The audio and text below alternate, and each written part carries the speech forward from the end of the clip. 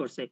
Don Juan was born in সেভিলি, Spain. ডন জুয়ান কোথায় জন্মগ্রহণ করেছিল? সেভিলিতে, স্পেনের একটা স্থানের নাম হচ্ছে সেভিলি, সেখানে ডন জুয়ান জন্মগ্রহণ করেছিল। ক্যারেক্টার গুলো তো প্রায় সেম। ডন জুয়ান, বলছে his father was Don Jose, এবং ডন জুয়ানের বাবার নাম ছিল কি? Don Jose. And his mother was Donna Inez, এবং তার মায়ের নাম ছিল ডোনা আইনেস। এগুলো মনে রাখেন। মেইন ক্যারেক্টার ডন জুয়ান, তার ফাদারের নাম ডন জোশি, তার মায়ের নাম ডোনা আইনেস। এরপরে বলছে Don Jose had no respect for knowledge and learning. এই মানে ডন জুয়ানের যে বাবা ডন জোশি, শিক্ষার প্রতি বা নলেজের প্রতি তার আসলে তেমন কোনো ইন্টারেস্ট ছিল না।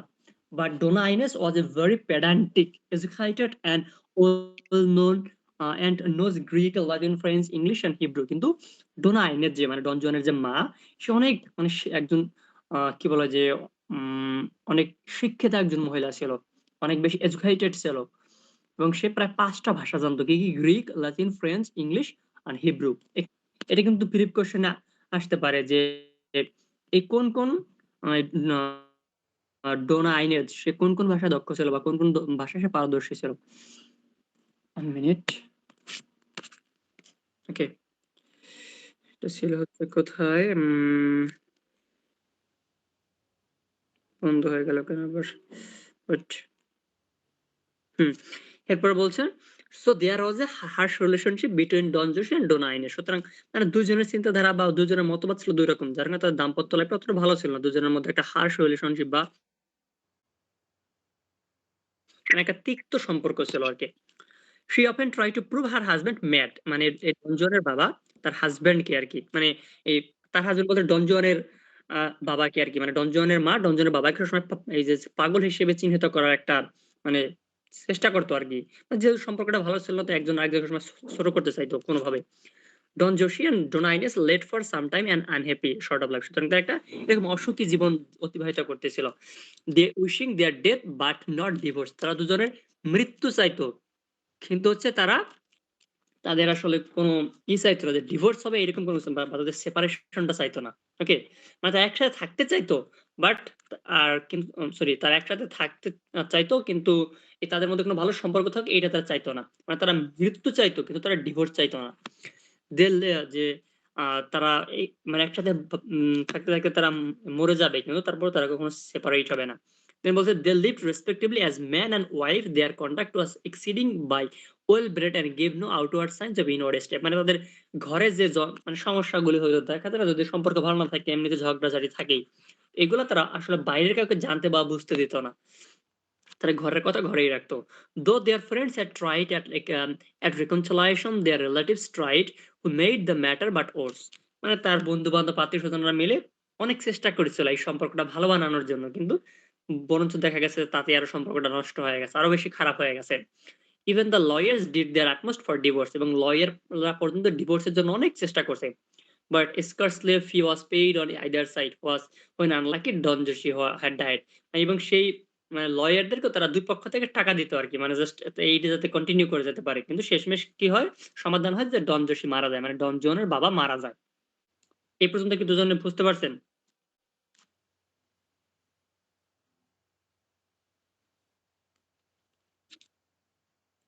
আচ্ছা।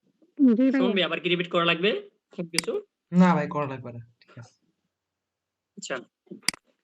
এরপরটা আছে now Don Juan was left with his widow mother. সুতরাং এখন ডন জুয়ান মানে তার যে বিধবা মা, তার সাথে সে থাকতেছিল বা বড় হচ্ছিল আর কি। His mother wanted to make him a paragon and worthy of the noblest pedigree. আচ্ছা, এখানে এই একটু মিস্টেক আছে, এখানে ওই অফ দ্য একবার হবে, দ্য নোবেলিস্ট পেডিগ্রি, মানে ডন জুয়ানের মা চাচ্ছিল যে ডন জুয়ানও যেন অনেক বেশি ভালো শিক্ষিত একজন ব্যক্তি হয়, অনেক বেশি জ্ঞানী হয়। So she learned him arts of riding. সুতরাং সে তাকে অনেক শিক্ষা দেয়, যেমন কিভাবে এই ঘোড়ায় চড়তে হয়, ফেন্সিং কিভাবে মানে ঘর বাড়ি তৈরি করতে হয় বা ফেন্স এরকম কিছু তৈরি করতে হয়, ফেন্স শব্দ তো বেড়া। তারপর গানারি মানে কিভাবে এই বন্দুক বা কামান চালাইতে হয়, এন্ড হাউ টু স্কেল এ ফোর্টিস, এবং কিভাবে মানে জায়গা জমি মাপতে হয়, সমস্ত কিছু তার মা তাকে শিখিয়েছিল বা শেখানোর ব্যবস্থা করে দিয়েছিল। He read classics and was puzzled by the filthy loves of God and goddesses.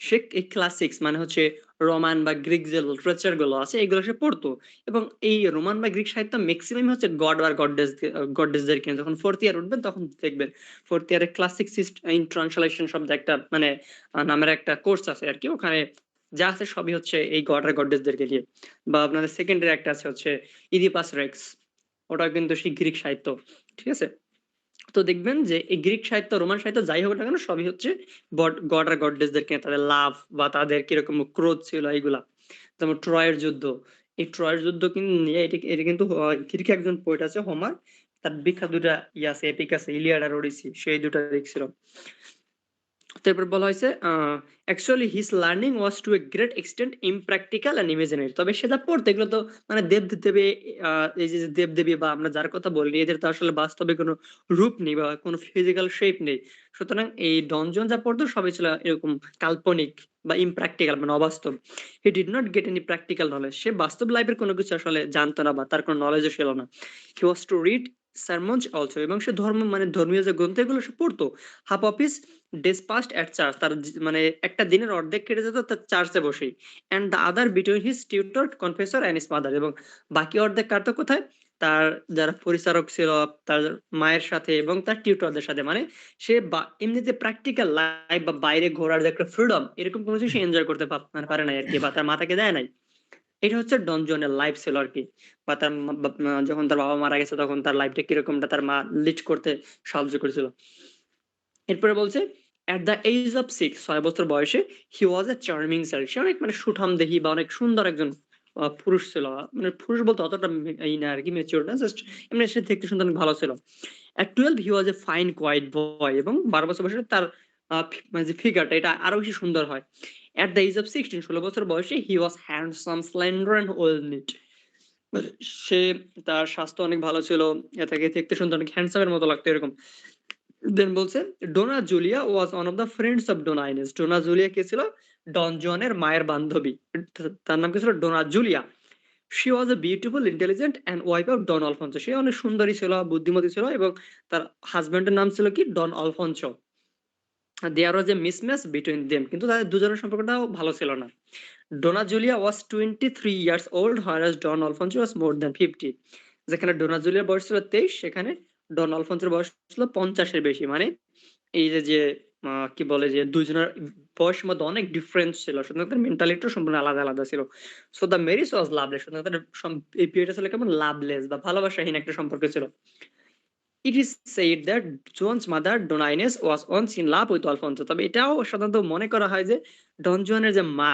Dona আইনেজ এর সাথে আবার এই ডোনা জুলিয়ার হাজবেন্ড যে ডন আলফোনসো এর একটা সম্পর্ক ছিল অনেক আগে আর কি but the relationship was not allowed by the sorry কিন্তু সম্পর্কটা সমাজ মেনে নেয়নি so they are separated from each other সুতরাং তারা দুজন দুজনকে আলাদা হয়ে গেছিল so continue a communication with Julia's family Donna Ines one of the tricks so that she might keep a connection with Alfonso এরপরে যখন এই ডন জনের বাবা মারা গেছে এখন তো সে একা হয়ে পড়ছে মানে এই ডন জনের মা যে ডোনা আইনেস সে তো একা হয়ে গেছে এখন সে আবার তার অতীতের সম্পর্কটা ডন আলফোনসোর সাথে সেটা গড়ে তোলার একটা পরিকল্পনা করছে বা একটা ট্রিক করছে সে এই ডন আলফোনসোর ওয়াইফ যে ডোনা জুলিয়া তার সাথে একটা মোট কথা সম্পর্ক তৈরি করেছে বা একটা কি বলে বান্ধবীর সম্পর্ক পাতিয়েছে যাতে সে তার পুরনো লাভার যে ডন আলফোনসো তার সাথে একটা সম্পর্ক তৈরি করতে পারে অন দ্য আদার হ্যান্ড অন্যদিকে Julia was very fond of জোয়ান এবং জুলিয়া জোয়ানের উপর অনেক বেশি ওয়েক বা দুর্বল ছিল as a child and as a boy সেটা মানে একেবারে ছোট সময় থেকে যখন ডন জন ছোট ছিল তখন থেকে নাও হার এখানে বার হবে না হবে হার ওইটা আমি একটু সংশোধন করে নিচ্ছি এখানে বারের বদলে হার হবে না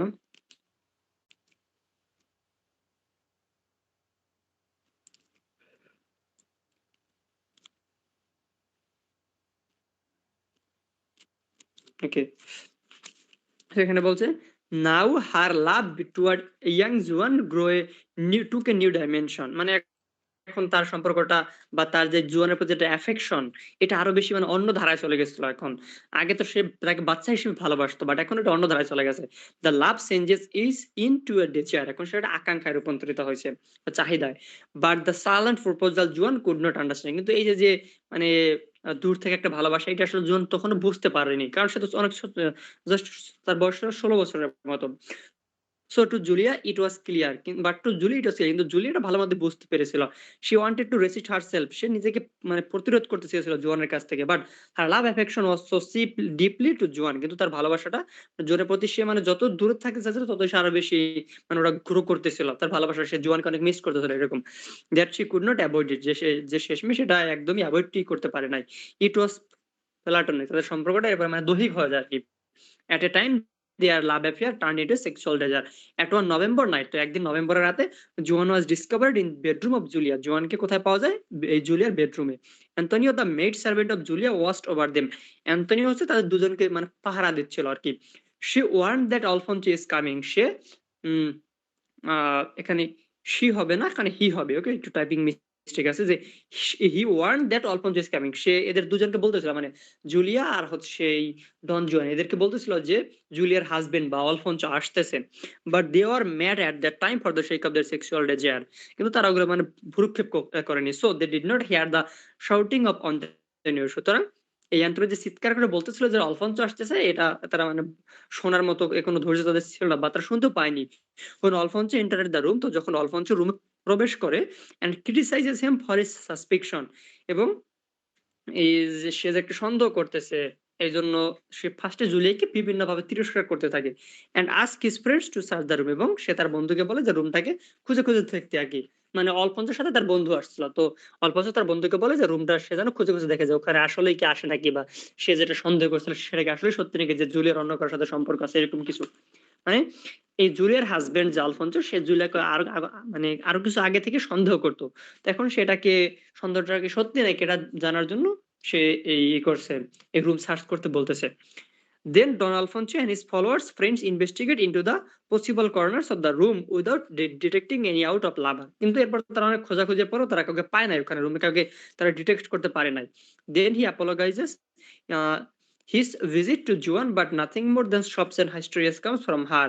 তো এরপর তো এখন জুলিয়া সে যেহেতু মানে কারণ সে আগে থেকে জুয়ানকে সরিয়ে দিয়েছিল, একটা পর্দার আড়ালে লুকাতে বলছিল। তো এখন যেহেতু এই ডন আলফোনসো আর কাউকে পায় না, এখন সে জুলিয়ার কাছে মোট কথা ক্ষমা-টমা চাচ্ছে। এবং জুলিয়া তো এখন তার উপর আর উল্টো মানে রাগ করতেছে। কারণ আ সে মানে যে খারাপ কাজটা করছে এখন তো সে ওটা লুকিয়ে যেতে পারতেছে বা চেপে যেতে পারতেছে। কারণ ওই তার হাসব্যান্ড কাউকে খুঁজে পায়নি। আফটার আলফোনসো লিভ, এরপর যখন আলফোনসো চলে যায় ওখান থেকে, জুয়ান emerges from his hidden place, সে তার লুকানো স্থান থেকে বেরিয়ে আসে। Julia and Antonio advise Juan to go into a closet. তো জুলিয়া আর অ্যান্টোনিও কি বলে, মানে জুয়ানকে বলে যে সে যেন আর কোনো একটা পর্দার আড়ালে লুকায় এবং সুযোগ পেয়ে ওখান থেকে পালিয়ে যায়। No sooner had he entered his new place, তো সে তার নতুন জায়গায় বা নতুন লোকেশনে পৌঁছাইতে না পৌঁছাতে then Alfonso entered the room, Alfonso রুমে প্রবেশ করে এগেইন উইথ নিউ এক্সকিউজ, মানে নতুন কোনো কিছু নিয়ে আরকি, বা নতুন কোনো কিছু বলবে এরকম একটা মেন্টালিটি নিয়ে। অ্যান্ড আনফরচুনেটলি, এবং দুর্ভাগ্যবশত, he saw a pair of man shoes, সে একজন মানুষের মানে ২ পাটির জুতা দেখতে পায়। Hastily he goes to fetch the sword. এরপরে সে মানে দ্রুত চলে যায় তার তলোয়ার আনার জন্য। But Juan was so unlucky that he meets Alfonso on the way while he wanted to flee. তো জুয়ান তার ভাগ্যটা খারাপ ছিল যে পালানোর সময় সে তার সামনে ভেদে যায় এই ডন Alphonso. Juan knocks Alfonso down and manages an escape in exchange. তো জুয়ান মানে সে আলফোনসোকে ধাক্কা দিয়ে কোনভাবে পালিয়ে যেতে সক্ষম হয়। অফ হিজ অনলি গার্মেন্ট, মানে এই যখন সে পালিয়ে যাচ্ছিল তখন আলফোনসো হয়তো পিছন থেকে তাকে থাবায় ধরতে চেয়েছিল। কিন্তু তার জাস্ট শার্টটা বা সে যে পোশাক পরা ছিল ওগুলা রয়ে গেছিল। তো সেখানে বলছে তার গার্মেন্টটা ওখানে জাস্ট এক্সচেঞ্জ করতে পারছিল। Then Alfonso begs for divorce and Juan is sent to a travel through various European countries for 4 years by his mother. এরপরে আলফোনসো আর হচ্ছে সেই জুলিয়ার মধ্যে ডিভোর্স হয়ে যায় এবং জুয়ানকে ৪ বছর বিভিন্ন ইউরোপিয়ান কান্ট্রিতে ভ্রমণের জন্য পাঠানো হয়। যাতে সে ঘুরে, ঘুরে যে বাস্তবিক নলেজ বা প্র্যাকটিক্যাল নলেজ এগুলো জানতে বা শিখতে পারে। July is put in a convent, এবং জুলাইকে এরপর একটা সংশোধনাগারে পাঠিয়ে দেওয়া হয়। From which he writes a letter to Juan in which he confess her divine love for Juan, যে যেখানে থেকেও সে নিজেকে সংশোধন করতে পারেনি। সে জুয়ানকে মানে সে মানে জুয়ানকে নিয়ে বা জুয়ানের কাছে অনেক লাভ লেটার পাঠায় আরকি। সে যে জুয়ানকে অনেক ভালোবাসে। এই এই সমস্ত বলে কথা-টথা বলে।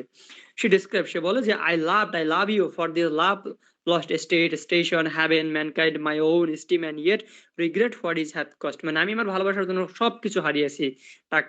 আমার হাসব্যান্ড হারিয়েছি, টাকা-পয়সা, বাড়িঘর, সংসার সব হারিয়েছি আরকি।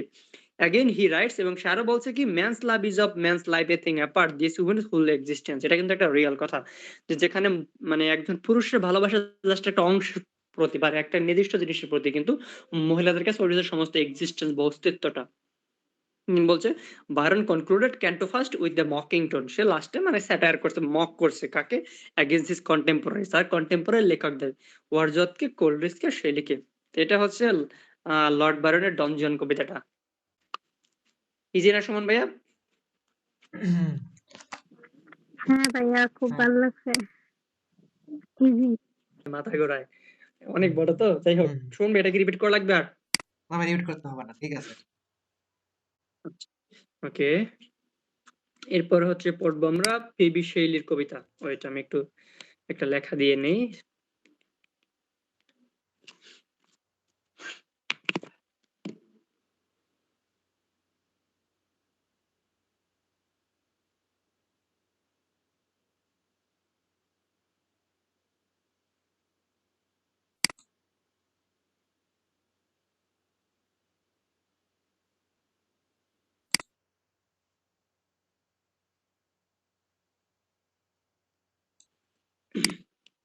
পিবি শেইলি না? ওকে, এটা হচ্ছে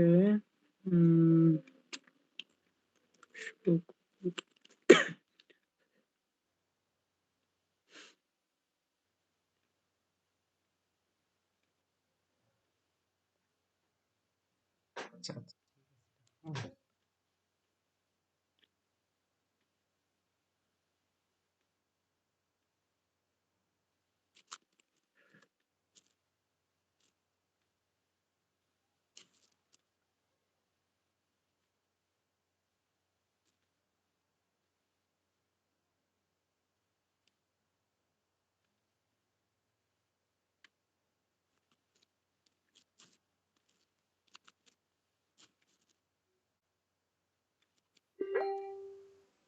দেখুন আমি একটা লেখা দিয়েছি, ওখানে মোটামুটি পিবি শেল সম্পর্কে অনেক তথ্য আছে, ঠিক আছে? এটা একটু পারলে বাসায় বসে পড়ে নিয়েন, তাহলে সুবিধা হবে না। আর এখন হচ্ছে আমি আর কিছু ছবি দিচ্ছি, ওখান থেকে অ্যাটলিস্ট পিবি শেল সম্পর্কে আর কিছু পড়াতেছি। বাংলাটাই যে আমার কাছে, এটার বইটা নাই, জাস্ট বাংলাটা আছে। পিবি শেলি, শেলি, এটা তো আমরা ইস্যু পড়ছিলাম ফার্স্ট ইয়ারে, ওইটাতেও আছে, ওখানে অনেক তথ্য পাবেন। ফার্স্ট ইয়ারে যে কবিতার বই, ওখানে শেলি সম্পর্কে আছে। যাই হোক, আমি ছবি দিচ্ছি পত্রিকা এখান থেকে। এটা মনে হয় আপনার দুজনের কাছে আছে, আমি মনে হয় দিয়েছিলাম। শুনবি, আপনার কাছে বাংলা অনুবাদ আছে না? দুজনের কাছে তো থাকার কথা। বাংলা অনুবাদ মানে যেটা আপনি দিছিলেন ভাই, সেটা বই? নাই? হ্যাঁ, বই দিছিলেন, ওইটা হ্যাঁ, আছে। ওইটা ওইটা আছে। হ্যাঁ, তো ওইটার 254 পেজ বের করুন, বা 200 আচ্ছা, আমি কত, যাচ্ছি। 253 পেজ বের করুন। আপনার কাছে তো মেবি আছে না আছে ভাই। মাউরিন?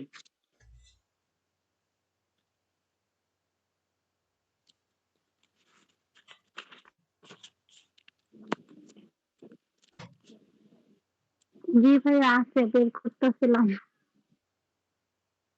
আচ্ছা, 253 পেজ বের করুন ওখানকার।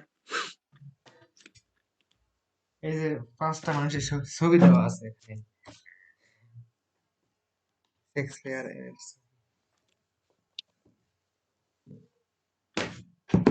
253 না?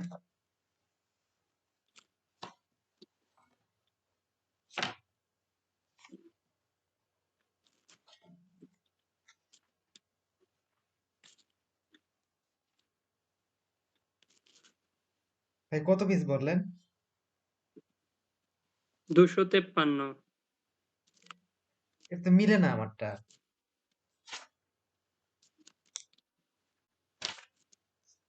ওটা কি রোমান্টিক পোয়েট্রি না?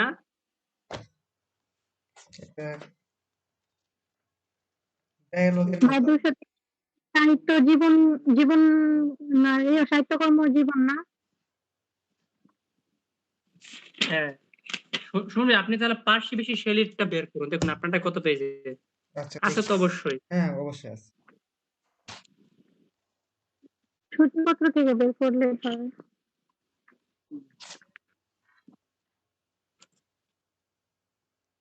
ইডিপাক্স রেস আছে, তারপরে অ্যাজ উইলিয়াম শেক্সপিয়ার। ওইটা না তো সুমন ভাইয়া, মানে আপনি কি কিনছেন সবগুলো একসাথে মিক্স করা ওইটা নাকি শুধুমাত্র রোমান্টিক পোয়েট্রি, আপনি কোনটা কিনছেন? বাংলা বইয়ের কথা বলতেছেন না? নির্বাচনে 5টি বিখ্যাত নাটক। না না, এটা না তো, রোমান্টিক ওইটা কবিতা। না, ওইটা না, আরেকটা আছে রোমান্টিক কবিতা আছে না ওইটা। রোমান্টিক কবিতা। না, ওইটা তো কিনি নাই এটা। কি বলেন, আমি তো দিছিলাম আপনাকে, আপনি ভালো করে দেখুন। মোট আমার আমি তো আপনাকে মনে হয় 2টা বাংলা দিয়েছিলাম। পাইছি, ড্রামা সাহিত্য পাই নাই। না না, আপনার ওটা ছিল না, আপনার ওটা পাই নাই।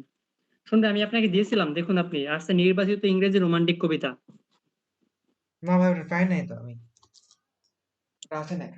কি বলেন, পাওয়ার তো কথা, আমি আপনাকে টোটাল সব বই কিনে দিয়েছিলাম। ও আচ্ছা, হ্যাঁ, আইছে আইছে, আচ্ছা আচ্ছা। এই যে এখানে আছে। হুম। ছোট বই এটা। হ্যাঁ, আমি আপনাকে টোটাল সবগুলো, ফাতিমাত জোহরা ওনার 2টা কম ছিল, পাই নাই। হ্যাঁ, ওটা 253 পেজ বের করুন।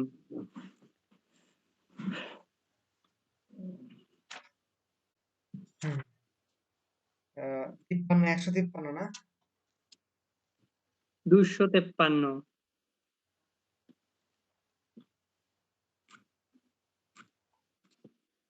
এটা না। এখানে জোন কিট আছে দেওয়া। কি? জোন, পার্সি বেশি শিলি না 253 পেজে? না, জোন কিট দেওয়া আছে। আচ্ছা তাহলে আপনি ওখান থেকে, আচ্ছা তাহলে আপনি যত পেজে পার্সি বেশি ছিল ওইটা বের করুন।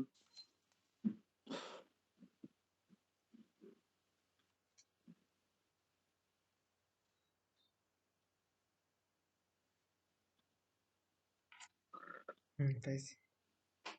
215 পেজ। আচ্ছা ওকে, ওখানে আছে দেখুন উপরে, পাশে বেশি শিলি, তার ছবি দেওয়া আছে, দেন আছে জন্ম 4 আগস্ট 1792 খ্রিস্টাব্দ, সাসেক্স, ইংল্যান্ডে সাসেক্সে জন্মগ্রহণ করছিল 1792 সালে। এর মধ্যে আর মারা গেছে কত সালে? 8 জুলাই 1822 সালে। তার মানে কত বছর, মাত্র 30 বছর সে জীবিত ছিল। সে কিন্তু সবচাইতে, না শেলি, না না, এটা কিডস কে বলা হয় ইয়াংগেস্ট পয়েট, এটা না।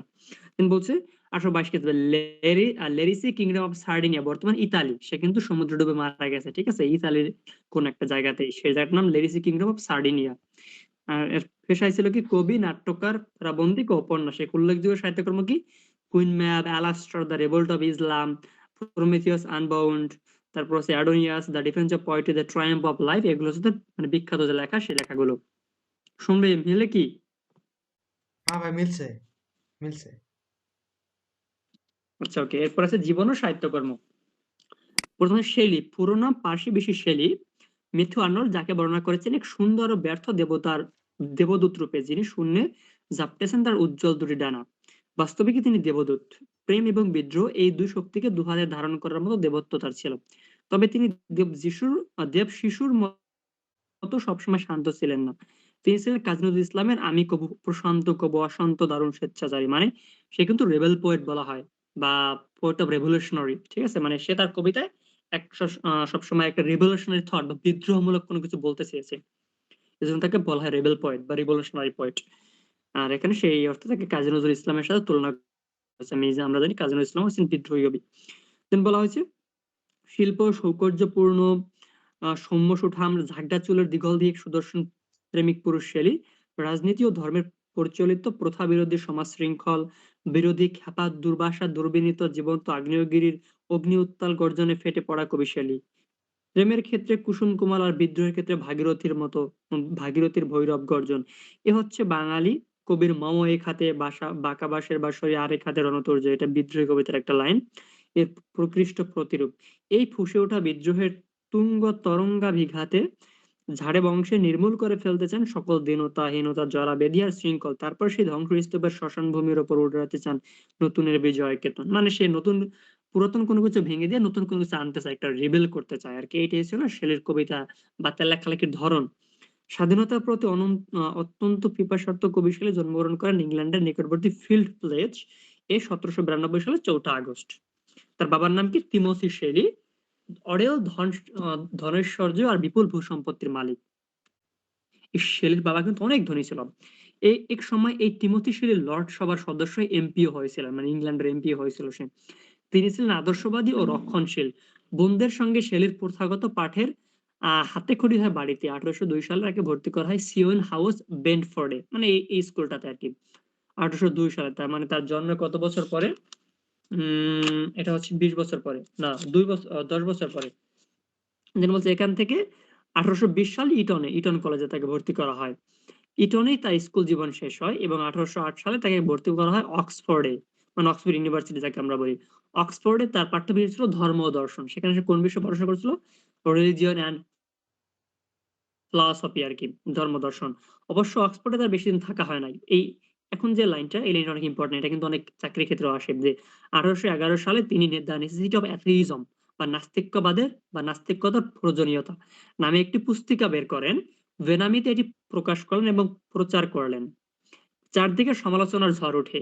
অতঃপর অক্সফোর্ড ইউনিভার্সিটি কলেজ কর্তৃপক্ষ এ ব্যাপারে প্রকাশ্য আলোচনা করতে চাইল, কিন্তু শেলি তাতে সায় না দেওয়ায় শেলি ও তার বন্ধু থমাস জেফারসন হক, যার সহযোগিতায় বইটি রচিত হয়েছিল, দুজনকে অক্সফোর্ড থেকে বহিষ্কার করা হয়। মানে সে একটা বই লিখছিল বা একটা প্যাম্পলেট লিখছিল দ্য নেসেসিটি অফ অ্যাথিইজম নামে।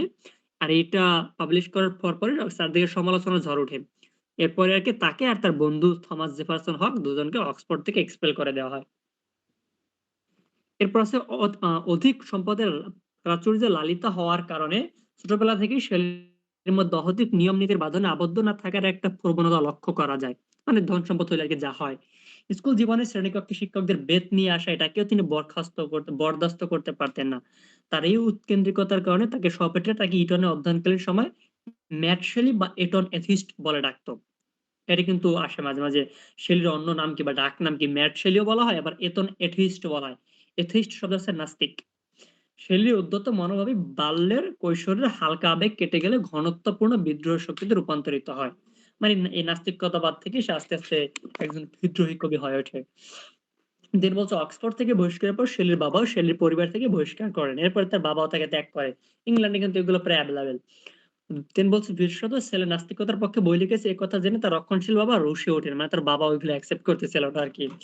তিনি বলছে বাবার ধারণা টমাস হকই তার ছেলেকে পথে নামিয়েছে। মানে তার বাবা মনে করতো যে এই শেলির যে বন্ধু থমাস জেফারসন হক, সেই তাকে এই নাস্তিকতা শিখিয়েছে বা নাস্তিকতার মন্ত্র তাকে দান করছে।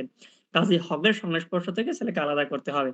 হকের সংস্পর্শ থেকে মুক্ত করার চেষ্টায় বাবা ব্যর্থ হলেন, কারণ শেলির বোনেরা এবং খুড়ো ফিলফোর্ড শেলিকে প্রশ্রয় দিলেন। পরে এরা আবার তাকে সাহায্য করতেছিল, মানে তাকে বোন প্লাস খুড়া বা মানে চাচা বলা হয় যাকে।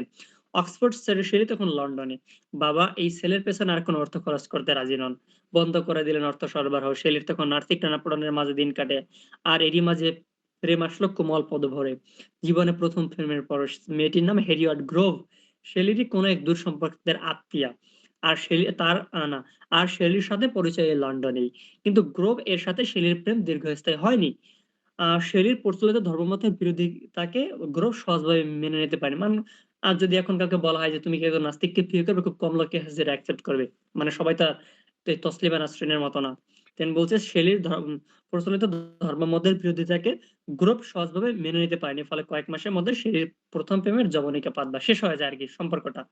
এই হেরিয়ট গ্রোভের সাথে সম্পর্কটা শেষ হয়ে যায় এখানেই, তার এই নাস্তিক্যবাদের জন্য। দেন বলছে ঘ নম্বরে, এদিকে যে বোন শেলিকে আশ্রয় দিল, সেই বোনই শেলিকে আস্তে আস্তে নাস্তিকতার মন্ত্র, মানে সেই বোনকে শেলি আবার আস্তে আস্তে নাস্তিকতার মন্ত্র পড়াতে লাগলেন, তাকেও নাস্তিক করে তুললেন। শুধু তাই না, বোনের এক বান্ধবী হ্যারিয়ট ওয়েস্টব্রুক, এই নামটা একটু কি বলে যে মনে রাখিয়া, যে হ্যারিয়ট ওয়েস্টব্রুক কেউ নাস্তিকতার দীক্ষা দিলেন। মানে শুধু যে বোনরে নাস্তিক বানাইছে এটা না, বোনের বান্ধবীও বানাইছেন। হ্যারিয়ট ছিল সম্ভ্রান্ত কফি হাউস মালিকের ষোড়শ বর্ষীয়া কন্যা। শেলি হ্যারিয়টকে তার মতবাদের মুরিদ বানাতে গিয়ে তার প্রেমে পড়ছে। অতঃপর প্রেমের ঘর ছাড়া বাসে কাউকে আর ঘরে থাকতে দিল না, দুজনই ঘর ছেড়ে পালালেন। লন্ডন ছেড়ে লন্ডন ছেড়ে গেলেন এডিনবরা একটা শহরের নাম, ইংল্যান্ডের পাশে। বেশি শেলি স্বর্গীয় পুষ্পবন্ধন আবদ্ধ হলেন হ্যারিয়ট ওয়েস্টব্রুকের সাথে 1811 সালের 21শে আগস্ট। মানে এই 1811 সালে দুজনের বিয়ে হয় আর কি, বিয়ে হয় চার্চে। এরপরে বলছে এডিনবরাতে এ বিয়ের পর কিছুদিন এই দম্পতি থাকলেন ইয়র্ক আর একটা জায়গার নাম। অক্সফোর্ড থেকে শেলির সাথে বহিষ্কৃত সে বাল্যবন্ধু টমাস জেফারসনের হগের আশ্রয়ে। এরপর তারপর হেরিয়টের বোন হেরিয়ট এবং শেলি তিনজন এক জায়গায় থাকার সিদ্ধান্ত নিলেন। থাকলেনও, কিন্তু শেলির স্ত্রীও তাকে ভুল বুঝলো, হেরিয়টের বোনও তাকে বুঝতে পারলো না। শেলির মন তখন শান্তি খুঁজছে প্রকৃতির জগতে, কবিতার জগতে। মানে কবির একটু এরকম মানে কি বলা যায়, বিশৃঙ্খল বা মানে তার কোনো বাধাই থাকতে পারে না। যদি আপনি কাজী নজরুল ইসলামের লাইফটা পড়েন তাহলে বুঝতে পারবেন যে আসলে তারা কোন ধরনের লোক ছিল। উম এই যখন মোতাহের হোসেন, না মোতাহের চৌধুরী, মেবি মোতাহের চৌধুরী যতটুকু মনে পড়ে, তার যে ভাগ্নি ছিল আর কি, সে হচ্ছে, নাম ছিল কি, হচ্ছে নামটা ভুলে গেছি। তার সাথে যখন কাজী নজরুল ইসলামকে বিয়ে করতে, মানে বিয়ে করার একটা প্রপোজাল আসলো বা এই মানে বিয়ের পুরোপুরি সবকিছু ঠিক হয়ে গেছে, তখন আর কি মোতাহার হোসেন বলে যে তাকে ঘর জামাই থাকতে হবে। ওই সময় কাজী নজরুল ইসলাম বাড়ি থেকে ত্যাগ করে চলে আসে, দেন একটা হিন্দু মেয়েকে সে বিয়ে করে। ঠিক আছে? তো কবিরা সাধারণত এরকম একটু মন ভুলো বা হচ্ছে এরকম চঞ্চল রকমেরই হয়, যে তারা এক জায়গায় মানে কখনো থাকে না আরকি। এরপর বলা হয়েছে যে এ সময় তার সাথে পরিচয় ঘটে ইংল্যান্ডের রাজনৈতিক দার্শনিক উইলিয়াম গডউইনের সাথে। গডউইনের সাথে। গডউইন কিন্তু অন্যতম একজন বিখ্যাত দার্শনিক সাথে কবিও। এবং সেই সাথে সে একজন রাজনীতিবিদ ছিল। এদিকে 1812 সালে আইরিশ জনগণের মধ্যে ক্যাথলিক মুক্তি আন্দোলন জোরদার হয়ে ওঠে। শেলি সে আন্দোলনের সাথে একাত্মতা পোষণ করলেন। ছুটে গেলেন আয়ারল্যান্ডে। প্রকাশ করেন একটি প্রচারপত্র, address to the Irish people. উৎসাহ যোগালেন জনগণের মধ্যে আন্দোলনকে এগিয়ে নিয়ে যাওয়ার জন্য। শেলি ফিরে এলেন। মানে এরপর সে আবার ইংল্যান্ডে চলে আসে। 1813 জন্মগ্রহণ করলো শেলীয় হেরিয়টের প্রথমা কন্যা ইয়ান্তে। এই কন্যা সন্তান আবির্ভাবের পর তাদের অভাব অভিযোগের ছোটখাটো বিষয় নিয়ে শুরু হয় বিবাদ। এরপরে তার যে ওয়াইফ হেরিয়ট ওয়েস্টবুক, তার সাথে আবার মানে একটা এই কন্যা সন্তান জন্মগ্রহণ করে আস্তে আস্তে দ্বন্দ্ব বা মানে বিবাদ শুরু হয়, ঝগড়া বিবাদ। আর এই ছোটখাটো বিষয়গুলি দাম্পত্য কলহের রূপ নেয় এবং খুব দ্রুত তাদের মধ্যে সম্পর্কে চেট ধরায়। অবশেষে 1814 সালে হেরিয়ট স্বেচ্ছায় বিবাহ বিচ্ছেদ ঘটান এবং পিতৃগৃহে আশ্রয় নেন। পিতৃগৃহে হেরিয়েট আর একটি সন্তান জন্ম দেন। হয়তো সে তখন মানে কনসেপ্ট ছিল। এদিকে 1813 সালে পলিটিক্যাল জাস্টিস নামে গডউইনের একটি আলোড়ন সৃষ্টিকারী বই প্রকাশিত হয়। গডউইনের দর্শনের সাথে সে নিজের মতাদর্শের মিল খুঁজে পান। মানে গডউইনের চিন্তাধারা শেলসির চিন্তাধারা একরকমটা ছিল আর কি। গডউইনের সাথে শেলির পূর্বে পরিচয় আরো ঘনিষ্ঠ হয়। আর এই সুযোগে গডউইনের সপ্তদশী স্বর্ণকেশী কন্যা মেরি উইনস্টন ক্রাফট এর সাথে শেলির প্রেমের সম্পর্ক গড়ে ওঠে, মানে থার্ড আর কি, থার্ড লাভ। 1814 সালে হেরিয়ট শেলির সাথে বিবাহ বিচ্ছেদ ঘটান। 1816 সালের 9 নভেম্বর হেরিয়ট সার্পেন্টাইনের হ্রদে আত্মহত্যা করেন। মানে তার যে আগের ওয়াইফ হেরিয়ট, সে সার্পেন্টাইনের হ্রদে আত্মহত্যা করে। আর সে বছরের 30 ডিসেম্বর শেলি বিয়ে করেন গডউইনের কন্যা মেরিকে। মানে নভেম্বর হচ্ছে তারা ফার্স্ট, না সেকেন্ড ওয়াইফ আত্মহত্যা করছে, আর ডিসেম্বরের 30 তারিখে সে আবার মানে বিয়ে করে ফেলছে। এরপর 1817 সাল, শেলির জন্য আর একটা আঘাত। হেরিয়টের বাবা আদালতে মামলা দায়ের করলেন। মানে তার এই যে আগে সেকেন্ড ওয়াইফ মারা গেছিল, তো তার বাবা এখন আবার মামলা দায়ের করছে শেলির বিপক্ষে। মামলা দায়ের করলেন এই বলে যে হেরিয়ট মৃত্যুর সময় একটি পুত্র সন্তান ও একটি কন্যা সন্তান রেখে যান। শেলি পূর্বের স্ত্রী সন্তানদের প্রতি যত্নশীল নন, স্নেহশীল নন, কাজে এই সন্তানদের রাখার অধিকার তার নাই। বিজ্ঞ আদালত হেরিয়টের বাবার পক্ষে রায় দেন 27 মার্চ 1817 সালে। আর এই রায়ের বলে শেলির কাছ থেকে কেড়ে নেওয়া হয় তার সন্তানদের।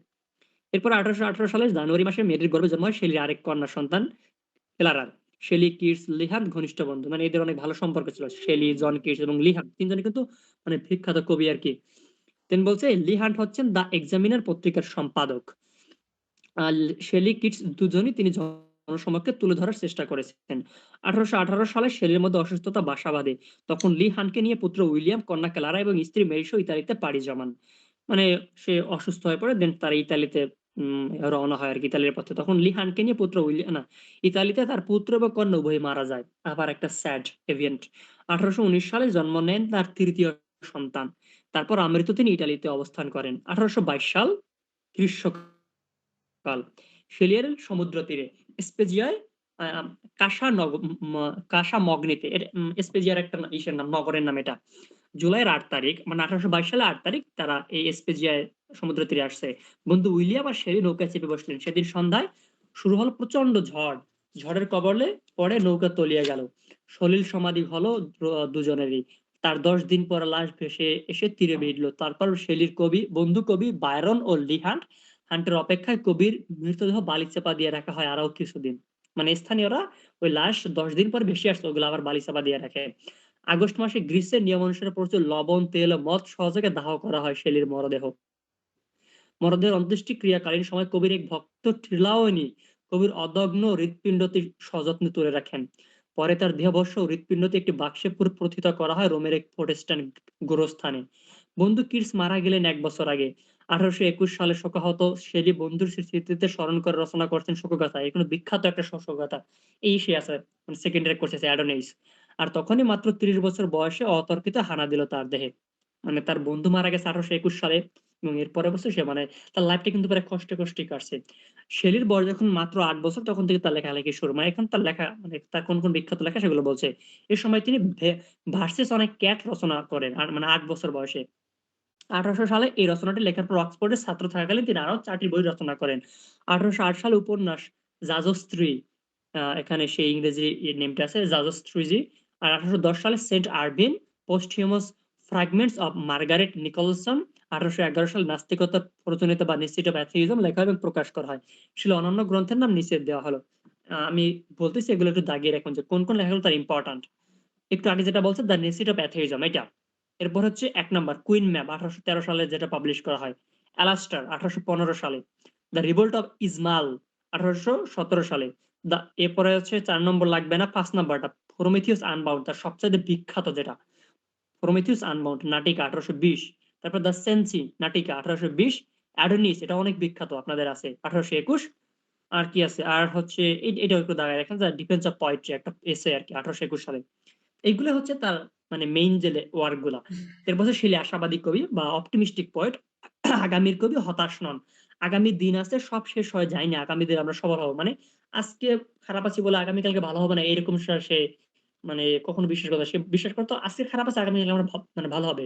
সেজন্য তার একটা কবিতা দুটো লাইন আছে ঐশ্বরিক কবিতা ফার্স্ট ইয়ার ছিল যে আজকের এই অন্ধকার থাকবে না পূর্ব দিগন্তে আলোর আভা তিনি দেখতে পান। তাই তিনি পশ্চিমা ঝড়ো বাতাসকে বলেন আশার কণ্ঠে যে be trumpet of a prophecy O wind if winter comes can spring before bird যে যদি শীত আসে তাহলে তো এই বসন্তকাল আর খুব বেশি দূরে না। মানে যদি খারাপ সময় থাকে তাহলে ভালো সময় আর বেশি দূরে নাই। শীতের অভিশাপে আজ ডালপালা মৃদু কিন্তু এরপরে তো আসছে আগুন ঝরা রং বাহারি ফুলের বসন্ত। এটি হচ্ছে মোটামুটি শেলি তার লেখালেখি তার কবিতার ধরন। বুঝতে পারছেন? হ্যাঁ, আমাদের বইয়ে তো আপনি বিস্তারিত ভাবে দেওয়া নাই। আপনি যেটুকু বললেন সেটুকু দেওয়া নাই। আচ্ছা আচ্ছা দেখুন আমি উপরে ছবি দিয়েছি। মনে হয় আপনার বইটা মনে হয় নতুন ভার্সন ছিল এই জন্য সব এরকম ভাবে দেয়া নাই। বাট নরেনের বইয়ে যেটা আছে ওইটা মনে হয় টোটালি সেম না নরেন? জি আছে। আচ্ছা না, আমারটা আচ্ছা শুনুন ভাই আপনি এই যে আছে। আচ্ছা শুনুন ভাই, আমি যে ছবিগুলো দিয়েছি না আপনি এগুলো সেভ করে নিন, এগুলো একবার একটু পড়ে নিন বা ২-৩ বার পড়ে নিন যাতে মোটামুটি লিস্ট বুঝতে পারা যায়। ওকে? আচ্ছা ঠিক আছে। এইভাবে দেওয়া আছে। আচ্ছা তো আজকে আর নেক্সট ক্লাস থেকে শুরু করবো হচ্ছে শেলির একটা কবিতা আছে অ্যাডোনিস। সরি অ্যাডোনিস না, এটা অনেক বড়। এটা এটা জাস্ট সামারিটা পড়তে হবে। আগামীকালকে পড়াবো হচ্ছে টু স্কাইলার কবিতাটা। স্কেলার। দেখেন এইভাবে দেওয়া আছে। কোনো কিছু ওই যে দেওয়া নাই। হ্যাঁ, আগে টু স্কেলে পড়াবো তারপর অ্যাডোনিসের সামারি পড়িয়ে দেবে। এটা অনেক বড় তো শেষ করতে অনেকদিন লেগে যাবে। শুধুমাত্র এটা সামারি করবেন রিপিট করবেন। আচ্ছা, আর আগামীকালকে ক্লাস হচ্ছে ৭টা ৫০-এ। আজকে তো শুক্রবার এই জন্য ৬টা ৫০ পড়লাম। আগামীকালকে তো ৭টা ৫০-এ ক্লাস। ওকে? ওকে ঠিক আছে। আচ্ছা okay. আর পড়া কিন্তু আগামীকালকে অবশ্যই মাস্ট পড়া কমপ্লিট করে দিতে হবে। পড়া থাকবে ওই যে ইনোসেন্সিয়া পর্যন্ত যে কোশ্চেনগুলো আমি দাগিয়ে দিয়েছি ওইগুলা। হুম, আচ্ছা। নওরিন আর কোনো কোশ্চেন আছে?